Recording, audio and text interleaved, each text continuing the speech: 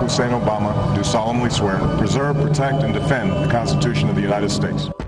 If you need a painted picture of what is happening in this country, let's recognize how history repeats itself.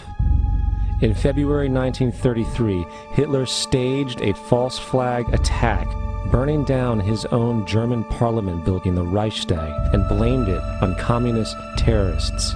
In the next few weeks, he passed the Enabling Act, which completely eradicated the German Constitution, destroying people's liberties.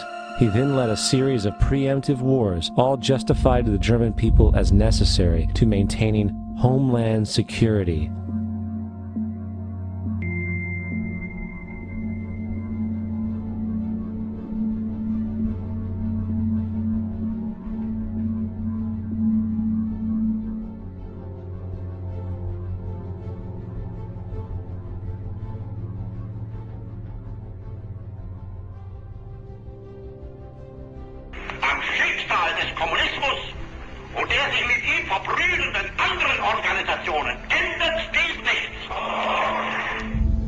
Our enemy is a radical network of terrorists and every government that supports them.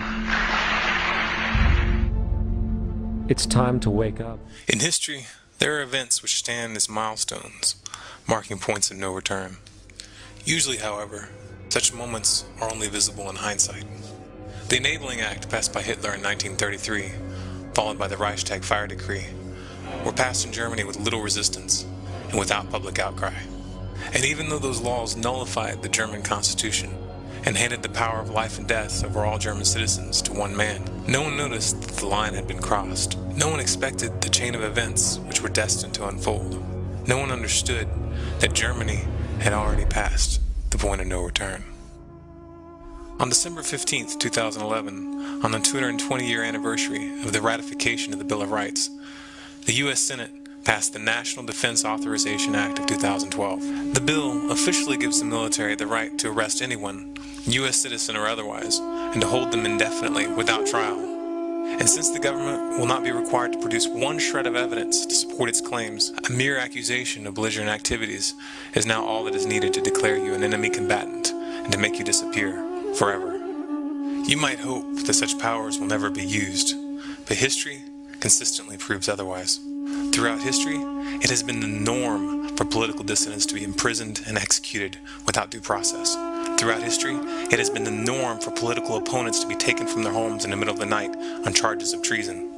When a government assigns itself the power to imprison and kill without trial, its motives are always the same. The United States is not an exception. If there was any lingering shadow of doubt in your mind that we have passed the point of no return, it should be gone now. If it isn't, then you aren't paying attention. We are in the 11th hour. We are witnessing the final stages of the police state falling into place. The stage is set, and we have very little time to influence the events that are headed our way. Right now, we must form a coalition across the left and the right. We must set aside our petty differences, no matter how important we think those differences are. We must unify against our common enemy. Now it's assassinations. What have we allowed ourselves to become? Are we no longer a nation of laws? Have we become instead a nation of men who make secret arrests? Are secret prisons now simply another tool of the federal government law enforcement? Is secret rendition of individuals now permitted out of misplaced fear? Have we decided that the writ of habeas corpus is not worth defending? Is torture now an acceptable tool for making us safe? Unfortunately, the single answer to all of these questions from the leaders of our country and to many of our citizens appears to be yes. And now we are told that assassination of foreigners as well as American citizens is legitimate and necessary to provide security for our people. It is my firm opinion that nothing could be further from the truth. Secret arrests, secret renditions, torture, and assassinations are illegal under both domestic and international law. These activities should be anathema to the citizens of a constitutional republic. The real threat doesn't arise from our failure to torture, rather desensitizing our nation to the willful neglect and sacrifice of our civil liberties fought and died for over the centuries is the threat.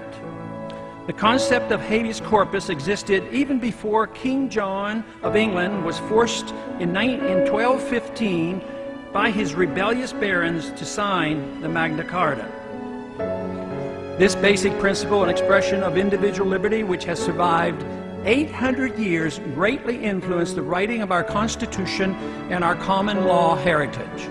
Today, we hardly hear a whimper, either from the American people or a stone silent U.S. government, as our cherished liberties are eradicated. Instead, we have a government that deliberately orchestrates needless fear and makes people insecure enough to ignore the reality of their lost liberties. It should not be that difficult to distinguish the difference between the danger posed by the underwear bomber and the danger posed by a government that endorses secret prisons, torture, and assassinating American citizens.